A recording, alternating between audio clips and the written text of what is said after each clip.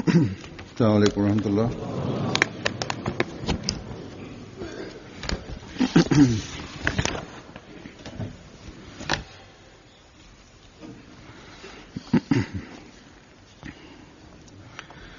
अशहदु अल्ला इलाहा इल्लल्लाह वहदहु ला शरीका लहु وأشهد أن محمدا عبده ورسوله أما بعد فأعوذ بالله من الشيطان الرجيم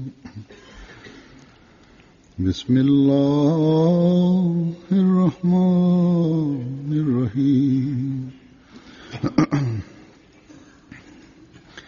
الحمد لله رب العالمين الرحمن الرحيم مالك يوم الدين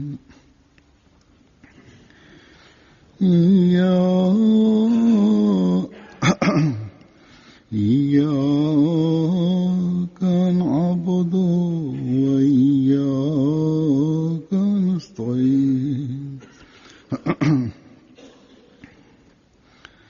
اهدنا الصراط المستقيم صراط الذين أنعمت صراط الذين أنعمت عليهم غير المغضوب عليهم ولا الضالين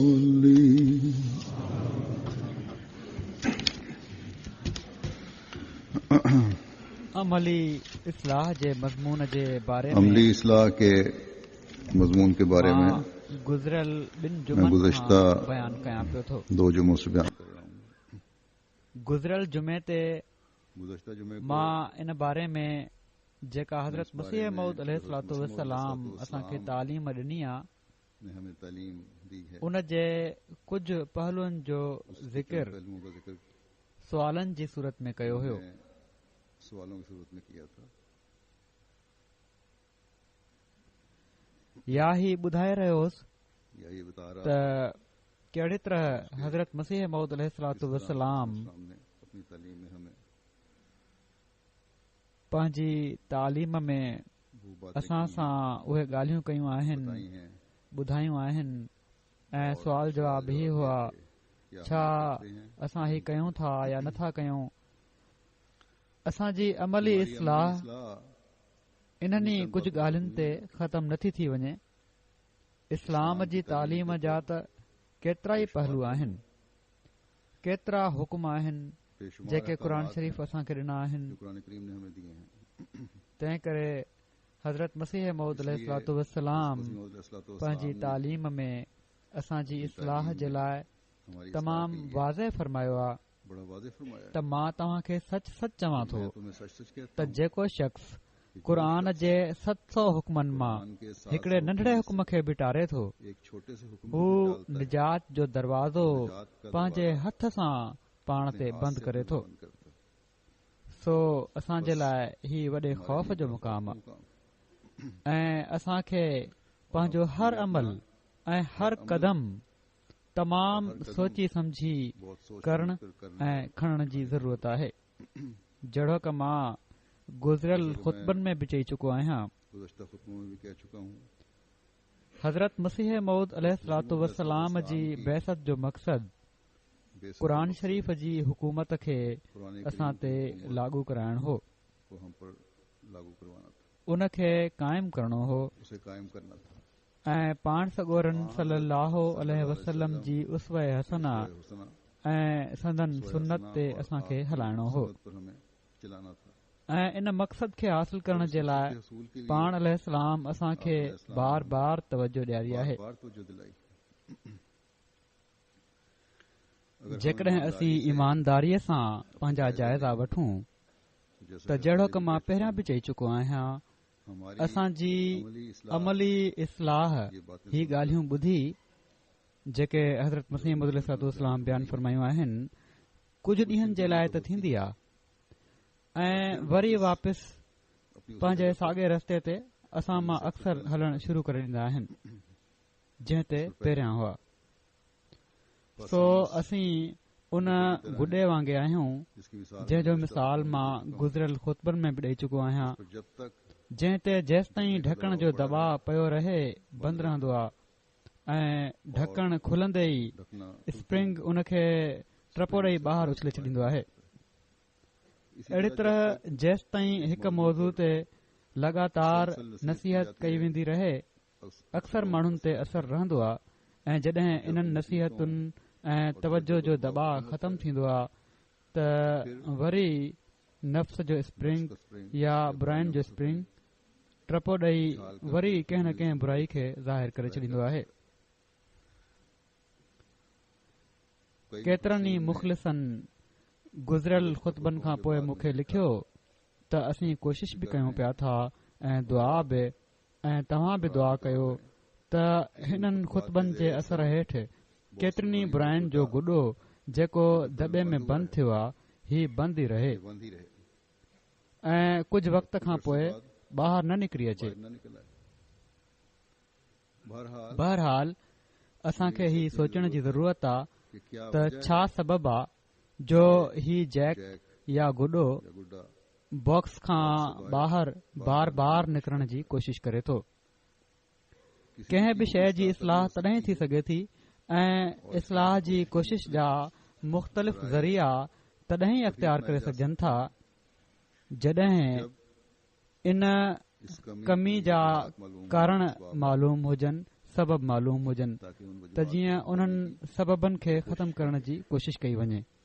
जेकॾहिं सबब क़ाइमु रहे त वक़्ती इस्लाह खां बाद वरी बुराई औद करे ईंदी, वापसि अची वेंदी। इन पासे खां जॾहिं मूं गौर कयो ऐं पढ़ियो मज़ीद त हज़रत मुस्लिह मऊद रज़ियल्लाहु ताला अन्हो जो तजज़ियो मूंखे मिलियो। हज़रत मुस्लिह मऊद रज़ियल्लाहु ताला अन्हो जी तहरीर ऐं तक़रीर जे तरीक़े जी हीअ ख़ूबी आहे त मुमकिन सुवाल उथारे उन्हनि जो हल बि मिसालनि सां ॿुधाइनि था। क़ुरान, हदीस ऐं हज़रत मसीह मऊद अलैहिस्सलाम जे कलाम जी रोशनी में जहिड़ी तरह पाण मसइले जो हल ॿुधाइनि था अहिड़ी तरह ॿियो किथे बि ॾिसण में नथो अचे। बहरहाल इन जे करे मूं सोचियो त हज़रत मुस्लिह मऊद रज़ियल्लाहु ताला अन्हो जे ख़ुतबनि मां ई इस्तिफ़ादो कंदे उन जी रोशनी में ई उन्हनि सबबनि खे बि तव्हां जे साम्हूं बयानु कयां। अमलनि जी इस्लाह जे बारे में जेके शयूं रंडक बणजंदियूं आहिनि या असर कंदियूं आहिनि उन्हनि मां सभिनी खां पहिरीं शइ माण्हुनि जो ही सोचणु आहे त को गुनाह वॾो आहे ऐं को गुनाह नंढो। यानी माण्हुनि पाण ई या किन उलमा जी ॻाल्हियुनि में उन्हनि जे असर हेठि ही फ़ैसिलो करे वरितो आहे त के गुनाह नंढा आहिनि ऐं के गुनाह वॾा आहिनि।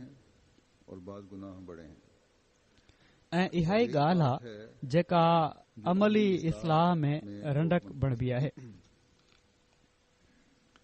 इन सां इंसान में दिलेरी पैदा थींदी आहे, जुरत पैदा थींदी आहे गुनाह करण जी।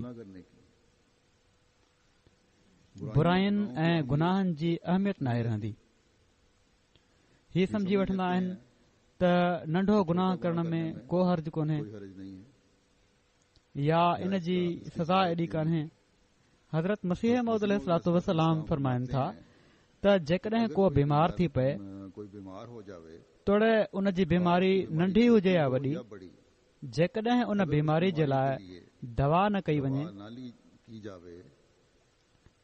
ऐं इलाज जे लाइ तकलीफ़ न सठी वञे, बीमार ठीक नथो थी सघे। हिकिड़ो कारो दाग चेहरे ते निकिरी कि कहीं ये हिकिड़ो ॾाढो फिक्र पैदा करे छॾींदो आहे त किथे ही दाग वधंदे वधंदे सॼे चेहरे खे कारो न करे छॾे। मासियत का भी अहिड़ी एक तरह दाग दिल पर होता है। मासियत जो बि हिकिड़ो कारो दाग दिल ते हूंदो आहे। गुनाह सगाइर यानी सहलंगारी से नंढा गुनाह सुस्ती सां कबाइर यानी यानी बड़े वॾा गुनाह बन गुनाह जाते हैं। बणिजी वेंदा आहिनि।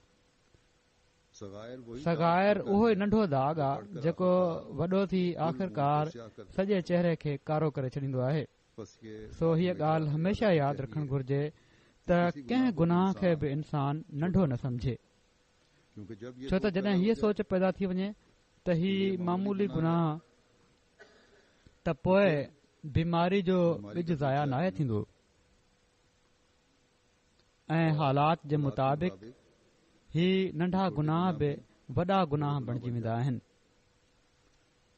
बस इस सो लिहाज से इन लिहाज़ हम सबको खां अपने असां जायजे सभिनी लेने की खे जरूरत है। पंहिंजा जाइज़ा वठण जी ज़रूरत अल्लाह आहे। ताला ने अल्लाह ताला तो हर छोटे त गुनाह हर की भी नंढे गुनाह जी बि बाज़ पुछा वक़्त ॻाछा सज़ा ऐं सज़ा रखी आहे ऐं वॾे गुनाह और जी बड़े बि। गुनाह की भी। फिर जब पोइ जॾहिं हम असीं हज़रत सल्लल्लाहु अलैहि पाण वसल्लम सॻोरन सलाहु वसलम ॾांहुं ॾिसूं था त पाण आपने नंढे वॾे छोटे गुनाह बड़े गुनाह ऐं नेकीअ और जी नेकी कहिड़ी तरह किस तारीफ़ तरीक़े ऐं से वज़ाहत फरमाई फरमाई अथनि त मुख़्तलिफ़ मौक़नि ऐं मुख़्तलिफ़ माण्हुनि जे लाइ आपके मुख्तलिफ संदन मुख़्तलिफ़ इर्शादात मिलनि था। कहीं आपने ये पूछने पर किथे पाण वॾी ही नेकी पुछण क्या ते है? त वॾी नेकी कहिड़ी आहे फरमाया फरमायाऊं त तो माउ माउ पीउ की जी ख़िदमत ख़िदमत करणु तमामु वॾी बहुत बड़ी नेकी आहे। नेकी कंहिं शख़्स खे किसी पाण शख्स को आप वॾी नेकी जे बड़ी बारे में नेकी के पुछण बारे ते में पूछने पर फरमाते फरमाइनि हैं था त कि तहज्जुद तहजुद की पढ़णु अदायगी तमामु बहुत वॾी बड़ी नेकी नेकी आहे। कंहिं जे ही किसी के पुछण ये ते पूछने पर त वॾी कि नेकी कहिड़ी क्या आहे है? पाण फरमाइनि आप था फरमाते हैं त तो लाइ तुम्हारे वॾी लिए बड़ी नेकी नेकी ही है आहे त जहाद में कि शामिल आप थी वञ। शामिल हो जाओ। सो इन मां इससे साबित साबित थियो हुआ त वॾी कि बड़ी नेकी नेकी मुख़्तलिफ़ हालात हालात ऐं मुख़्तलिफ़ माण्हुनि जे लाइ के लिए मुख़्तलिफ़ आहे। मुख्तलिफ है। जहाद जहाद जी नेकी के नेकीअ जे बारे बारे में ये ही बि बात ॿुधाए छॾियां। असां ते बरकरार इल्ज़ाम लगाया हयो जाता है कि वेंदो जहाद आहे नहीं त करते। जहाद नथा कनि। उन उस ज़माने में जब जॾहिं इस्लाम पर हर इस्लाम तरफ से ते तलवार हर से पासे हमले किए जा खां रहे थे, तलवार सां हमला कया पिया वञनि तो तलवार त का जहाद तलवार जो जहाद ई बहुत बड़ी नेकी तमामु वॾी नेकी हो और उसमें ऐं बगैर उन किसी में जायज़ उज़्र के शामिल बिना ना कंहिं होने जाइज़ वालों को उज़ुर जे शामिल अल्लाह न थियण ताला ने वारनि खे अल्लाह ताला सज़ा का सज़ा जो मुस्तहिक़ हक़दार करार ॾिनो आहे।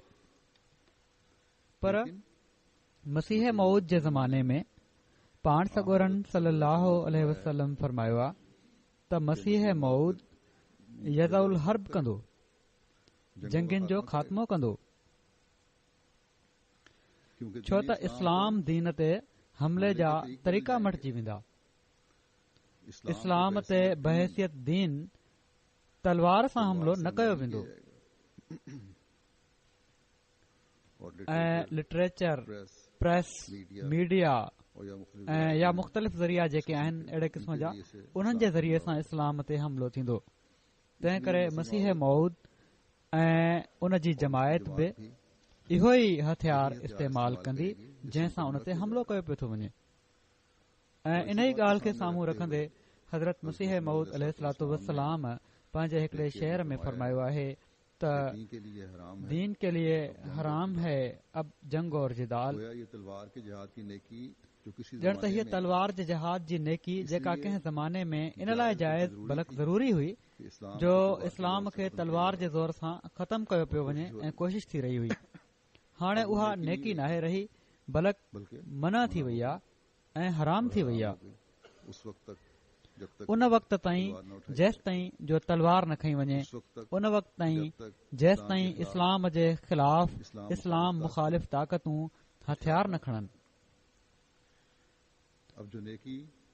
हाणे जेका नेकी ऐं जाइज़ जहाद आहे उहो क़ुर शरीफ़ जी तालीम खे फैलाइण जो जहाद आहे, इल्म जो जहाद आहे। प्रेस मीडिया ऐं लिटरेचर जे ज़रिए इस्लाम जी ख़ूबसूरत तालीम खे फैलाइण जो जहाद आहे। जेकॾहिं सौ सिधो पाण को इन्हनि इल्मी जहाद में हिसो नथो पियो वठे पंहिंजे घटि इल्म जे करे या कंहिं ॿिए सबबु त लिटरेचर जी इशाअत ऐं तबलीगी सरगर्मियुनि जे लाइ माली क़ुर्बानी जो जहाद आहे। पर ही जहाद करण वारो जेकॾहिं पंहिंजे ॿार बचनि जा हक़ अदा नथो पियो करे ऐं ओड़ी तरह उन्हनि जो ख़्यालु नथो पियो रखे त उन जे लाइ वॾी नेकी ही जहाद नाहे बल्कि वॾी नेकी उन्हनि हक़नि जी अदायगी आहे जेके उन ते फ़र्ज़ आहिनि ऐं उन्हनि खे उन्हनि जे हक़ खां महरूम करणु उन्हनि जी तालीम ते ध्यानु न ॾियणु उन खां महरूम रखणु अहिड़े शख़्स खे पोइ गुनाहगार बणाए छॾींदो आहे। पाण सॻोरन सल्लल्लाहु अलैहि वसल्लम जे ज़माने में बावजूद जहाद जी फज़ीलत जे जहिड़ो की मूं ॿुधायो पाण कंहिंखे वॾी नेकी माउ पीउ जी ख़िदमत ॿुधाई अथनि। सो हर शख़्स ऐं हर मौक़े ऐं हालात जे लिहाज़ खां वॾो कमु ऐं नेकी अलॻि आहे।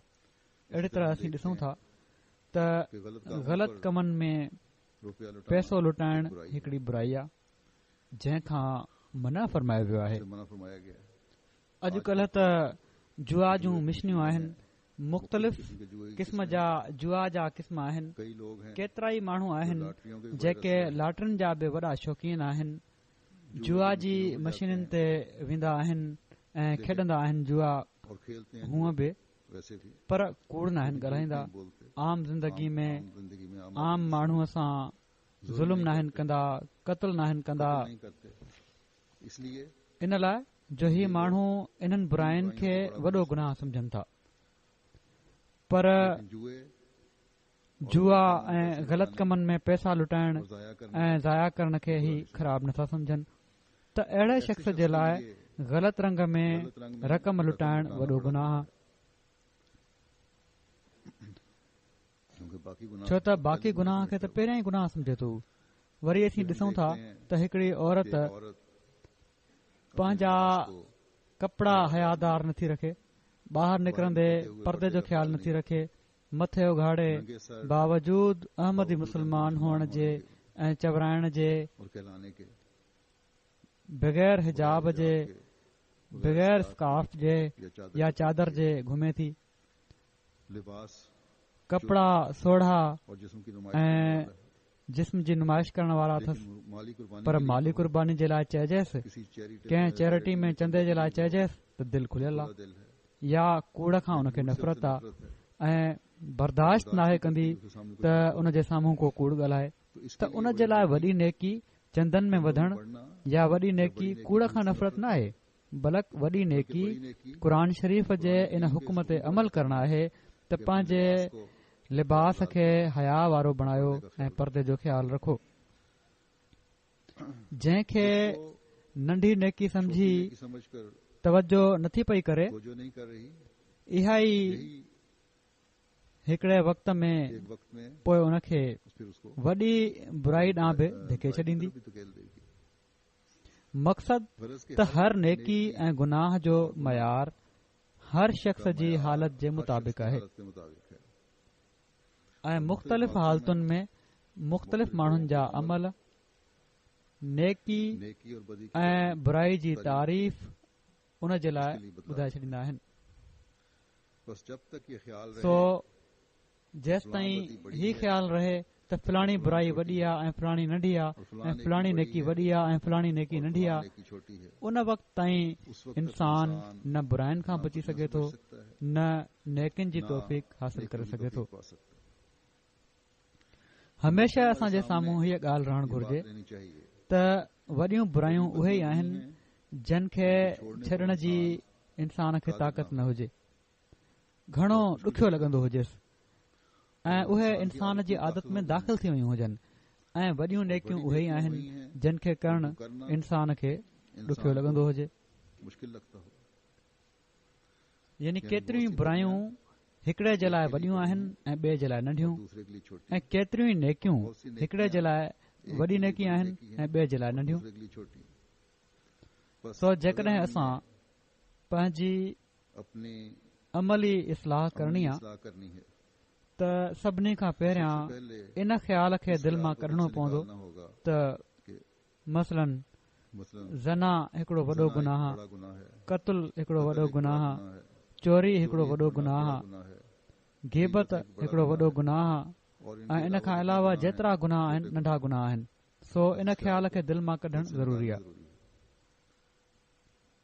ऐं इन ख़्याल खे बि दिलि मां कढणो पवंदो त रोज़ो वॾी नेकी आहे, ज़कात वॾी नेकी आहे, हज वॾी नेकी आहे ऐं इन खां अलावा जेतिरियूं ॿियूं नेकियूं आहिनि उहे नंढियूं नेकियूं आहिनि।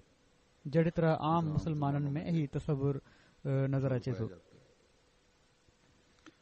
जेकॾहिं ही ख़्याल दिलि मां नथा कढूं त असांजो अमली हिसो कमज़ोर रहंदो। अमली हिसे में मज़बूती ओड़ी महिल ईंदी जॾहिं असीं हज़रत मसीह मऊद अलैहिस्सलातु वस्सलाम जी इन ॻाल्हि खे साम्हूं रखंदासीं त क़ुर शरीफ़ जे 700 हुकमनि ते अमल न करण वारो निजात जो दरवाज़ो पंहिंजे मथां बंदि थो करे। सो असांखे गैरनि वांगुरु ही न समझणु घुर्जे त के नेकियूं वॾियूं आहिनि ऐं के नेकियूं नंढियूं आहिनि ऐं इन मामले में उन्हनि माण्हुनि जी जेके ॿिया मुस्लमान आहिनि उन्हनि जी वधा जी ही हालत आहे। मसलन हू समझंदा आहिनि त रोज़ो सभिनी खां वॾी नेकी आहे, पर बा जमायत निमाज़ जी का अहमियत कान्हे, पर रोज़ो तमामु ज़रूरी आहे। वॾी पाबंदी कंदा आहिनि उन लाइ। जंहिं ते ज़कात फ़र्ज़ आहे उहो ज़कात बचाइण जी कोशिश त कंदो पर रोज़ो ज़रूरु रखंदो, छो त जेकॾहिं रोज़ो न रखे त उन जे वेझो ही तमामु वॾो ॾोह आहे ज़कात बचाइण जो। त ही हिकिड़े वक़्त में ही हाल हो, हाणे ख़बर नाहे पाकिस्तान में छा हाल आहे, जो 1974 खां पोइ जॾहिं अहमदन खे आइन ऐं कानून जे मक़सदनि जे लाइ गैर मुस्लिम करार ॾिनो वियो त किन गैरत जमात माण्हुनि जन जा बैंकुनि में अकाउंट हुआ उहो छो त हुकूमत साल जे आख़िर में ज़कात ज़ोरी उन्हनि जे अकाउंट्स मां वठंदी हुई, पर अहमदन ते छो त गैर मुस्लिम करार ॾिनो वियो हो हुकूमत जे मुताबिक़ ही वाजिब नाहे। सो ज़कात खां बचण जे लाइ के गैरत जमात बि बैंक फार्मनि ते कादियानी या अहमदी लिखी छॾींदा हुआ त ईमान जी ही हालत आहे उन्हनि जी। हूअं अहमदी काफ़र आहिनि पर पंहिंजा पैसा बचाइण जे लाइ टाइम आयो त पाण बि उन्हनि काफ़रनि में शामिल थी विया। अॼुकल्ह ख़बर नाहे कहिड़ी सूरत हाल आहे। बहरहाल हिकिड़े वक़्त में अहिड़ी सूरत हाल हुई। हीअ सूरत हाल इन लाइ आहे जो नेकी ऐं बुराई जे मयारनि खे मुक़ररु करण जे लाइ ख़ुदा ताला जी तरफ़ नथा ॾिसनि, उन जे रसूल जी तरफ़ नथा ॾिसनि, बलक सखणे नाले जे फ़क़ीहनि ऐं मुफ़्तियुनि ऐं आलिमनि जे पुठियां हली पिया आहिनि। हज़रत मसीह मऊद अलैहिस्सलातु वस्सलाम जो हिकिड़ो वाक़ियो हज़रत मुस्लिह मऊद रज़ियल्लाहु तआला अन्हु बयानु फरमायो आहे त रमज़ान जे महीने में हज़रत मसीह मऊद अलैहिस्सलातु वस्सलाम अमृतसर जे हिकिड़े सफ़र ते हुआ ऐं इन हालत में पाण हिकिड़ो मौक़ो पैदा थियो, हिकिड़े हंधि तक़रीर फरमाए रहिया हुआ। तक़रीर जे दौरान संदन गले में ख़ुश्की महसूस थी त हिकिड़े दोस्त ही ॾिसी चांहि जी प्याली खेनि पेश कई। पाण उन खे मोटाए छॾियऊं। थोरी देर खां पोइ वरी तकलीफ़ महसूस थी, वरी उन फ़िक्रमंद थी ॿीहर चांहि जी प्याली पेश कई।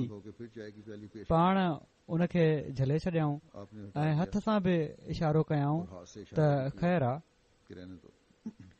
पर छो त तकलीफ़ वरी थी, ख़ुश्की जो अहसास थियो गले में, त वरी उन टियों भेरो चांहि जी प्याली पेश कई त हज़रत मसीह मऊद अलैहिस्सलातु वस्सलाम ग़ालिबन ही समझी करे त जेकॾहिं मां न वरिती त ही समझियो वेंदो त मां ॾेखा पियो थो कयां ऐं सफ़र में जेको रोज़ो न रखण जो हुकुम ऐं सहूलत आहे उन खे माण्हुनि खे ॾेखारण जे लाइ फ़ाइदो नथो पियो वठां। पाण हिकिड़ो ढुक इन प्याली मां पीताऊं त इन ते उते वेठल गैरत जमात माण्हुनि शोर मचाए ॾिनो त ॾिसो मेहदी हुअण जी दावा थो करे ऐं रमज़ान जे महीने में रोज़ो न रखियो अथई। उन्हनि माण्हुनि जे वेझो रोज़े जी अहमियत हीअ आहे त रोज़ो रखे वठो भली खणी ख़ुदा ताला जे हुकुम जी ख़िलाफ़ वर्ज़ी छो न थिए। हज़रत मुस्लिम मऊद बयानु फरमाइनि था त उन्हनि मां शायदि 90% निमाज़ बि न पढ़ंदा हूंदा, उन खे बि तर्क कंदा हूंदा ऐं 99% कूड़ ॻाल्हाइण वारा, दोखो फ़रेब करण वारा, माल लुटण वारा हुआ।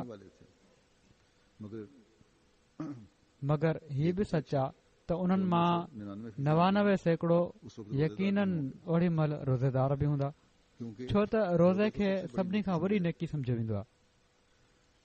मगर उहो रोज़ो ओड़ी तरह न आहिनि रखंदा जहिड़ी तरह पाण सॻोरन सल्लल्लाहु अलैहि वसल्लम फरमायो आहे त जेको कूड़ ॻाल्हाए थो, गिला करे थो, गार ॾिए थो, ख़ुदा ताला जे वेझो उनजो रोज़ो रोज़ो न आहे, उहो सिर्फ़ बुखायल ऐं उञारो रहे थो। जेकॾहिं असीं जाइज़ो वठूं त मुसलमाननि जी जेका अक्सरियत आहे इन मयार जे मुताबिक़ बुखायल ऐं उञारी रहे थी। मगर ही बुखायल उञारो रहण उन्हनि जे वेझो तमामु वॾी नेकी आहे ऐं उन्हनि जो बेड़ो पार करण जे लाइ काफ़ी आहे, या कुझु मज़ीद नेकिन खे जेके उन्हनि जे वेझो वॾियूं आहिनि उन में शामिल करे वठंदा त इन ई सां असांजी बख़्शिश जा सामान थी विया। अहिड़ा माण्हू जेके आहिनि उहे न दुनिया में नेकियूं क़ाइमु करण वारा थी सघनि था, न ई हू सही गुनाह जा मयार क़ाइमु करे सघनि था। उन्हनि पंहिंजा ठाहियल वॾियुनि नेकिन ऐं नंढियुनि नेकिन ऐं वॾनि गुनाहनि ऐं नंढनि गुनाहनि जा मयार क़ाइमु करे वरिता आहिनि ऐं नतीजतन हू पंहिंजी तारीफ़ जे मुक़ाबिल जेका बि उन्हनि जी तारीफ़ आहे हर नेकी जी, उन जे मुक़ाबले ते वॾी नेकी खे अख़्तियार करण जी कोशिश कंदा आहिनि ऐं जंहिं बुराई खे नंढो सम्झंदा आहिनि उन जो मुक़ाबिलो करण जे लाइ तयारु न आहिनि थींदा। उनखे न छॾणु इहो ई आहे त उन जो मुक़ाबिलो नथा करे सघनि ऐं अहिड़ी तरह हिकिड़ी बुराई मां ॿी बुराई में घिड़ंदा वेंदा आहिनि। हालांकि इस्लाम उन नेकी खे वॾो करार ॾिनो आहे जंहिंखे करणु ॾुखियो हुजे ऐं हर हिक जे लाइ मुख़्तलिफ़ आहे ऐं उन बुराई खे वॾो करार ॾिनो आहे जंहिंखां बचणु ॾुखियो हुजे। सो जेकॾहिं असां पंहिंजी इस्लाह करणी आहे त हमेशह हीअ ॻाल्हि साम्हूं रखण जी ज़रूरत आहे त हर नेकी खे अख़्तियार करणु ऐं हर बुराई खां बचण जी कोशिश करणी पवंदी। असां जूं पंहिंजूं ठाहियल तारीफ़ूं असांखे नेकिन ते हलण वारो ऐं बुराइनि खां रोकण वारो न बणाईंदियूं। अक्सर करे अहिड़ी तरह इंसान पंहिंजो पाण खे नुक़सान पहुचाए वठंदो आहे त जेकॾहिं पाण ई तारीफ़ूं करण लॻी पवनि ऐं कुझु बुरायूं छॾे ॾियनि ऐं कुझु न छॾनि ऐं कुझु नेकियूं अख़्तियार कनि ऐं कुझु न अख़्तियार कनि। नंढियूं नज़र अचण वारियूं नेकियूं तवजो न करण जे करे नेकिन खां बि महरूम करे छॾींदियूं आहिनि ऐं अक्सर मामूली नज़र अचण वारियूं बुरायूं रूहानियत खे तलाफ़ी न करण जोॻो नुक़सान पहुचाए छॾींदियूं आहिनि ऐं ख़ुदा ताला जे तरफ़ां तहारत ऐं पाकीज़गी जे इनाम खां इंसान महरूम रहिजी वेंदो आहे। पोइ किन बुराइनि खे नंढो सम्झण जो नतीजो हीउ बि निकिरंदो आहे जो बुराई जो ॿिज क़ाइमु रहंदो आहे जेको मुनासिब मौक़े ऐं वक़्त जी ॻोल्हा में रहंदो आहे ऐं मौक़ो ॾिसंदे ई ॿाहिरि निकिरी ईंदो आहे। सो वॾे एहतियात जी ज़रूरत आहे। बुराई कंहिं हिकिड़ी बुराई या बुराइनि जो ख़ात्मो तॾहिं थी सघे थो जॾहिं सभई रलिजी भरपूर कोशिश कनि। हिकिड़ो मुआशिरो आहे, जमायत आहे, पोइ जमायत जो हर माण्हू जेको आहे उहो उन जे लाइ कोशिश करे।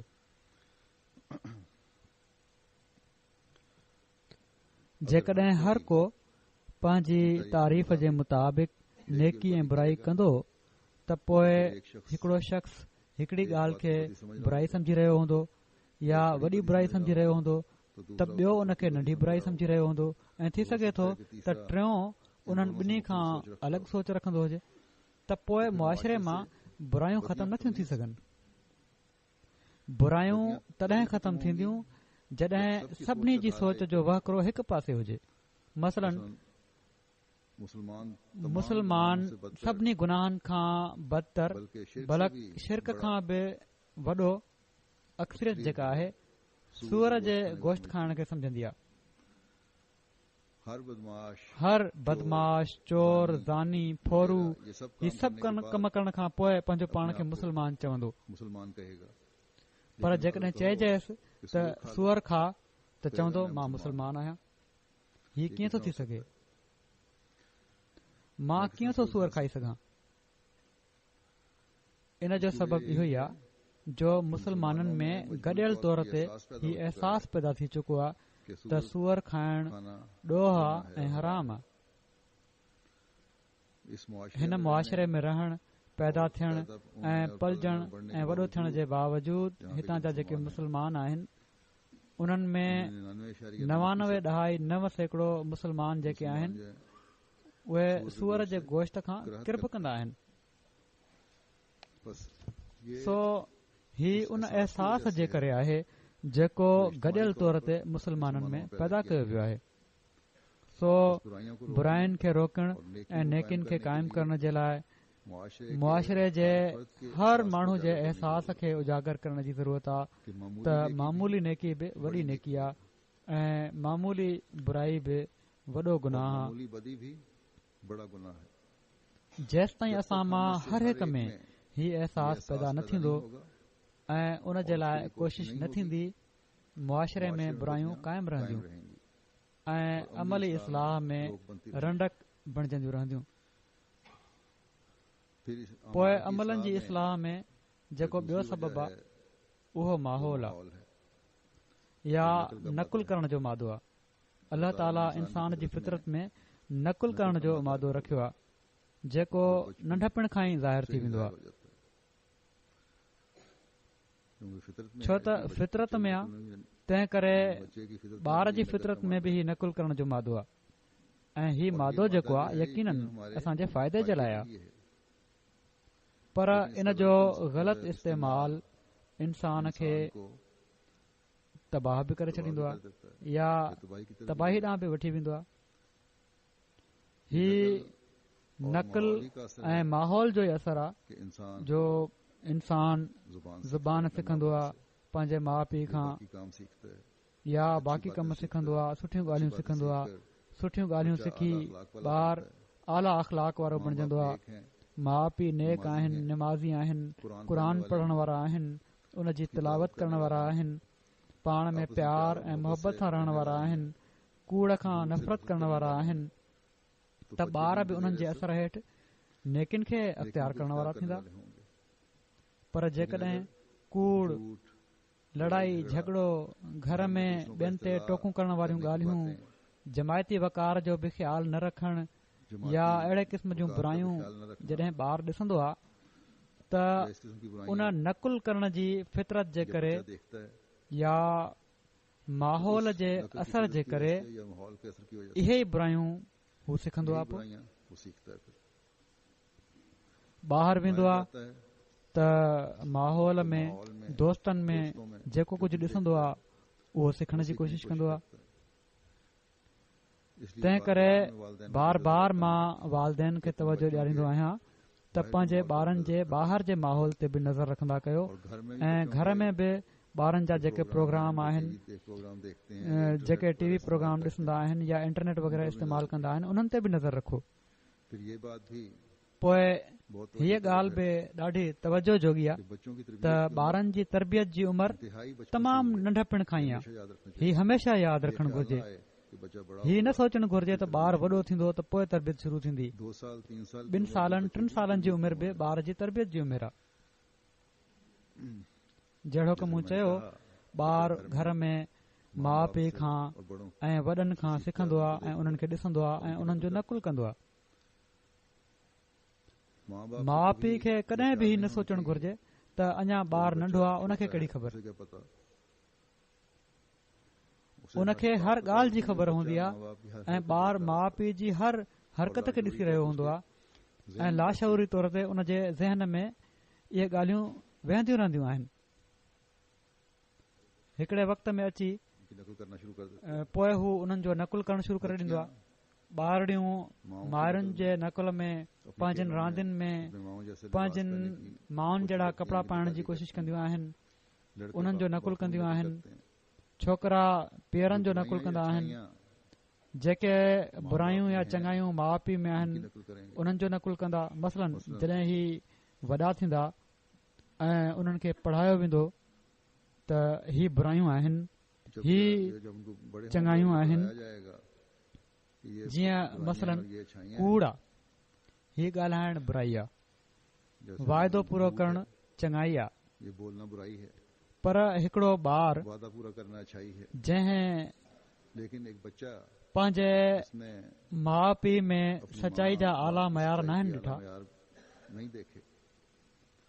जंहिं माउ पीउ ऐं घर जे वॾनि खां कॾहिं बि वाइदा पूरा थींदे न आहिनि ॾिठा, उहो तालीम जे लिहाज़ खां त बेशक समझंदो त ही कूड़ ॻाल्हाइण बुराई आहे ऐं वाइदा पूरा करणु नेकी आहे ऐं चङाई आहे, पर अमलनि हू ईअं न कंदा अहिड़ा ॿार, छो त पंहिंजे घर में उन जे ख़िलाफ़ अमल ॾिसंदा रहिया आहिनि।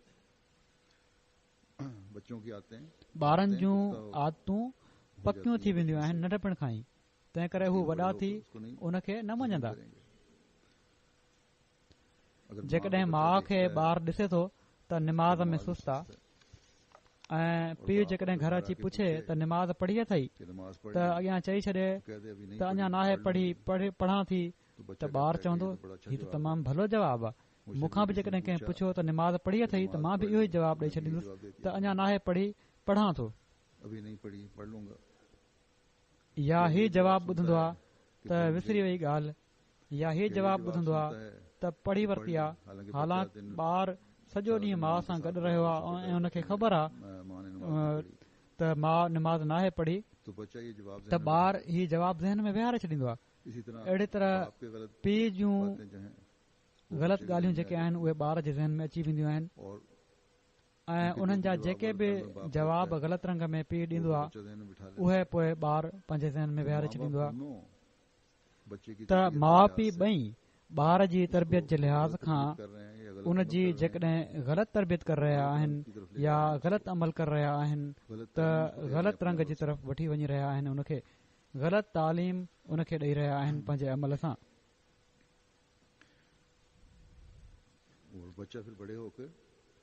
ऐं ॿार पोइ वॾो थी इहो ई कुझु कंदो आहे, अमलनि इहो ई जवाबु ॾींदो आहे। अहिड़ी तरह पाड़ेसरियुनि, माउ पीउ जी साहेड़ियुनि ऐं दोस्तनि जे ग़लति अमल जो बि ॿार ते असरु पइजी रहियो हूंदो आहे।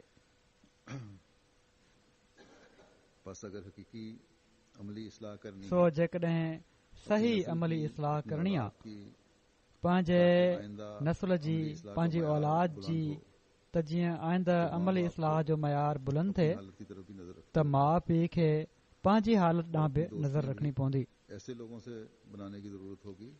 ऐं पंहिंजूं दोस्तियूं बि अहिड़नि माण्हुनि सां करण जी ज़रूरत पवंदी जेके अमली लिहाज़ खां सही हुजनि। त बहरहाल नंढपण में नकुल जी बि आदत हूंदी आहे ऐं माहौल जो असर बि ज़हन में वेही वञण वारो हूंदो आहे। जेकॾहिं ॿार खे नेक माहौल में रखंदो त नेक कम कंदो वेंदो, जेकॾहिं ख़राब माहौल में रखंदो त ख़राब कम कंदो वेंदो ऐं ख़राब कम करण वारे खे जॾहिं वॾो थी सम्झायो वेंदो त हीअ ख़राब शइ आहे, इहा न कर, त ओड़ी महिल हू उन्हनि जे अख़्तियार खां निकिरी चुको हूंदो। पोइ माउ पीउ खे शिकवो न हुअणु घुर्जे त असांजा ॿार बिगड़जी विया आहिनि। सो माउ पीउ जी हीअ तमामु वॾी ज़िम्मेवारी आहे त पंहिंजे अमल सां ॿारनि खे बि निमाज़ी बणाइनि, पंहिंजे अमल सां ॿारनि खे बि सच ते क़ाइमु कनि, पंहिंजे अमल सां ॿिया आला अख़लाक बि उन्हनि जे साम्हूं रखनि त त जीअं उहे बि उन्हनि अख़लाक खे अख़्तियार करण वारा थियनि. कूड़ा कसम खणण खां पंहिंजो पाण खे बि बचायो त जीअं ॿार बि बची सघनि. अमली तौर ते नंढपिण में पैदा कयल ख़्यालनि जो केतिरे क़दुरु असर रहंदो आहे. हज़रत मुस्लिम मऊद हज़रत मसीह मऊद अलैहिस्सलाम जे हिकिड़े असहाबी जो मिसाल ॾिनो आहे जेके सिखनि जे हिकिड़े रईस ख़ानदान मां हुआ ऐं अहमदी थी विया हुआ. गऊं जो गोश्त न खाईंदा हुआ ऐं उन्हनि जे साथियुनि उन्हनि जी हीअ चिड़ ठाहे वरिती हुई त गऊं जो गोश्त ज़रूर खाराइणो आहे असां तव्हांखे. हज़रत मुस्लिम मऊद चवनि था त हिकु दफ़ो मूं ॾिठो त महिमान खाने में अॻियां अॻियां हू तेज़ तेज़ हलंदा पिया था वञनि ऐं पुठियां पुठियां उन्हनि जा दोस्त ऐं चई रहिया आहिनि त अॼु असां तव्हांखे हीअ बूटी ज़रूर खाराइणी आहे ऐं हू हथ पिया था ॿधनि त ख़ुदा जे लाइ मूं सां हीअ न कयो. ऐं बयानु कनि था त हिकु दफ़ो हिननि खे या कंहिं ॿिए नौ मुस्लिम खे कंहिं खाराए छॾी त उन अमलनि एॾी किरब आयसि जो उन जी उल्टी करे छॾी. उल्टी अची वई उनखे. त हीउ नंढपिण खां गऊं जे गोश्त खां नफ़रत पैदा करण जो नतीजो आहे जो वॾो थी मुस्लमान थी पोइ बि उन खां किरब आहे. हाणे अक़ीदे जे लिहाज़ खां बेशक उन्हनि पंहिंजो अक़ीदो मटे वरितो, नओं अक़ीदो अख़्तियार करे वरितो, पर जेका अमली नमूने सां गऊं जे गोश्त खां माउ पीउ उन्हनि खे नफ़रत ॼाराए छॾी हुई उहा पोइ बि ख़तम न थी. हज़रत मुस्लिम मऊद फरमाइनि था त अमल छो त नज़र अचण वारी शइ आहे तंहिं करे माण्हू उन जो नकुल करे वठंदा आहिनि ऐं हीउ ॿिज पोइ वधंदो वेंदो आहे. पर अक़ीदो छो त नज़र न अचण वारी शइ आहे तंहिं करे उहो पंहिंजे दायरे में महदूद रहंदो आहे. ऐं इन जो मिसाल ईअं ई आहे जो अक़ीदो हिकिड़ो कलमी वण आहे. वण खे जहिड़ी तरह कलम लॻायो वञे त पोइ उन मां नई टारी निकिरंदी आहे, नए क़िस्म जो मेवो निकिरी ईंदो आहे. उनखे ख़ासि तौर ते लॻायो वञे त लॻंदो आहे अमल जो मिसाल ॿिज वारे वण वांगुरु आहे, यानी जेको ॿिज सां पकड़जंदो आहे. पाण उन जो ॿिज ज़मीन में पाड़ वठी फुटण लॻी पवंदो आहे जॾहिं बि मौसम मुनासिब मिलंदो अथसि. सो ख़राब अमल जो पकड़जणु तमामु आसान आहे ऐं हीउ मुआशिरे में पंहिंजनि जे ख़राब अमल जे करे बि पकड़जंदो आहे ऐं गैरनि जे ख़राब अमल जे करे बि पकड़जंदो आहे. यानी नेकिन ऐं बुराइनि जे पकड़जण में समाज जो तमामु घणो असर आहे. तंहिं करे हमेशा इन ॻाल्हि खे असांखे पंहिंजे साम्हूं रखणु घुर्जे. के ॿिया सबब बि आहिनि जेके आईंदा इंशाअल्लाह बयानु कंदुसि. अल्लाह ताला असांखे पंहिंजी इस्लाह जी तरफ़ ऐं पंहिंजे ॿारनि जी अमली इस्लाह जी तरफ़ हमेशा तवजो रखण जी तौफ़ीक़ अता फरमाईंदो रहे. अॼु हिकिड़ी अफ़सोसनाक ख़बर बि आहे. जुमे जी नमाज़ खां पोइ मां हिकिड़ो जनाज़ो बि पढ़ंदुसि जेको मुकरम ख़ालिद अहमद अल बराकी मरहूम ऑफ सीरिया जो आहे. ख़ालिद बराकी साहिब इंजीनियर हुआ. 37 साल उन्हनि जी उमिरि हुई. हिननि जे पीउ माउ खे 1986 में दिमिश्क जे आस पास जे इलाइक़े जी हिकिड़ी वस्ती होशरब में सभिनी खां पहिरियां बैत करण जी तौफ़ीक़ मिली. बैत करण खां पोइ हिननि जे वालिद साहिब खे मुखालफ़त ऐं धमकियुनि सां 1989 में 6 महीननि लाइ जेल में बि विधो वियो. अहिड़ी तरह हाणोके फ़सादनि में बि जेके शाम में थी रहिया आहिनि 2012 ऐं 2013 में बि 2 दफ़ा हिननि जे वालिद साहिब खे गिरफ़्तार कयो वियो. ख़ालिद बराकी साहिब जा सभु भेण भाइर नंढपिण खां ई अहमदी आहिनि. हिननि खे 18 सेप्टेम्बर 2013 ते शाम जो उतां जी जेका इंटेलिजेंस जी एजेंसी आहे उन जी कंहिं ब्रांच गिरफ़्तार कयो जंहिंखां पोइ हिननि जे बारे में का बि कंहिं बि क़िस्म जी मालूमात न मिली सघी. एसि ताईं जो 9 दिसंबर 2013 में हिननि जे वालिद खे मिलिट्री इंटेलिजेंस जी हिकिड़ी ब्रांच में सॾु कयो वियो. उते उन्हनि जे पुट जा कुझु कागज़ हिननि खे ॾिना विया ऐं ॿुधायो वियो त 28 अक्टूबर 2013 ते हिननि जी वफ़ात थी वई आहे. इन्ना लिल्लाहि व इन्ना इलैहि राजिऊन. हिननि जो लाश बि हिननि जे वालिद साहिब खे न ॾिनो वियो ग़ालिबन इहो ई इम्कान आहे त उते उन्हनि खे टार्चर कयो वियो जंहिं जे करे उन्हनि जी वफ़ात थी। ख़ालिद अल बराकी साहिब जी नेकी तक़वा हुस्न ख़ुल्क़ ऐं दीनी तालीमात जी पाबंदी जी शाहिदी उतां जे केतिरनि ई अहमदिन ऐं गैर अहमदिन ॾिनी आहे। क़ुर शरीफ़ जी तलावत महल हिननि जो आवाज़ गैर मामूली भलो हूंदो हुयो। तमामु नरम दिल ऐं माण्हुनि सां हमदर्दी रखण वारा ऐं हर मुफ़विज़ा कम खे तमामु ख़ुशि दिली सां अंजाम ॾियण वारा, ताउन, इख़लास ऐं निज़ाम जमात ऐं ख़िलाफ़त सां मुहबत हिननि जी आदतुनि में शामिल हो। पंहिंजे वतन ऐं सभिनी माण्हुनि सां मुहबत रखण वारा वजूद हुआ। हिकड़ी मुक़ामी जमायत जा सदर बि रहिया।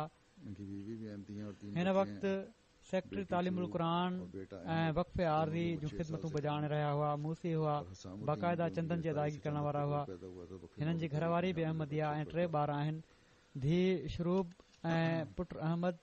ॿिन्ही जी उमिरि 66 सालनि खां घटि आहे ऐं हिसामुद्दीन जेको हिननि जी गिरफ़्तारी खां कुझु हफ़्ता पहिरियां ॼाओ हुयो वक़फ़े नौ जी तहरीक में शामिल आहे। नंढड़ो ॿारु पंहिंजी फेसबुक ते गिरफ़्तारी खां पहिरियां ख़ालिद अल बराकी साहब ही लिखियो हुयो त वतन जी मोहबत ईमान जो जुज़ो आहे। या रब असांजे मुल्क जी हिफ़ाज़त फरमाए ऐं उनखे सभिनी ॾुखियाईनि खां आजो कर ऐं उनखे पहिरियां खां वधीक मज़बूत ऐं वधीक ख़ूबसूरत बणाए ऐं उन में रहण वारनि खे वधीक पंहिंजो मुक़ररु बणाए वठि। ऐं ख़ुदा हिन मुल्क में रहण वारनि जूं दिलियूं हिक ॿिए जे वेझो करे छॾ, उन्हनि खे पाण में मोहबत करण वारो बणाए छॾ। ऐं ख़ुदा तूं हमेशह जे लाइ अमन ऐं सलामती ऐं ख़ैर जे फैलाइण जे लाइ हिन मुल्क जे नेक माण्हुनि जी मदद फरमाए। अलाह करे हीअ दुआ इन जे मुल्क जे लाइ पूरी थिए ऐं समूरी उम्मत मुस्लिमा जे लाइ पूरी थिए त जीअं उते फसाद ख़तम थियनि। ताहिर नदीम साहब चवनि था ख़ालिद अल बराकी साहब सां अक्सर ईमेल ज़रिए राब्तो रहंदो हुयो। शाम में क़याम जे दौरान असांजो हिननि सां तारुफ़ थियो। वॾी आजिज़ी ऐं ख़ाकसारी जो मिसाल हुआ। ही नौजवान तमामु सादा, नेक, खिलमुख दिमश्क में जमायत जे हिकड़े घर में रहंदा हुआ जंहिंखे बतौर मरकज़ इस्तेमाल कयो वेंदो हुयो। उन्हनि खे इल्म जी एतिरे क़दुरु प्यास हुई जो अक्सर पंहिंजे हिकड़े कज़न सां गॾु चवनि था असां वटि ईंदा हुआ। इल्मी मौज़ुअनि ते ॻाल्हियूं थींदियूं हुयूं। जेको बि को जमायती किताब मिलंदो हुयुनि वॾी मोहबत ऐं तड़प सां हुन जो मुतालो कंदा हुआ। जमायत जी पुराणी लाइब्रेरी मां के अरबी किताब ऐं रिसाले अल बुशरा जे क़दीम रिसालनि मां मज़मून कढियाऊं, पोइ कंप्यूटर ते ॿीहर लिखियाऊं ऐं पोइ असांखे बि चवनि था मोकिलियूं। तर्जुमनि में नज़र सानी में मुआवनत कंदा हुआ। जेके किताब मुख़्तलिफ़ तर्जुमो थी रहिया आहिनि। हज़रत मसीह मौद अलैहिस्सलाम सां गहरी मोहबत ऐं ख़िलाफ़त सां बि इश्क़ुन। योम मसीह मौत जे मौक़े ते नशर थियण वारे अरबी प्रोग्राम खे ॿुधी ॾाढो जज़्बाती अंदाज़ में उन्हनि पंहिंजो पैगाम मोकिलियो।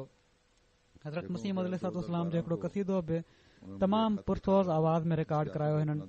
1 अप्रैल 2012 में हिननि मूंखे हिकड़ो ख़त लिखियो जंहिं जे आख़िर में उन्हनि पंहिंजी 2006 जी हिकड़ी रोया लिखी हुई।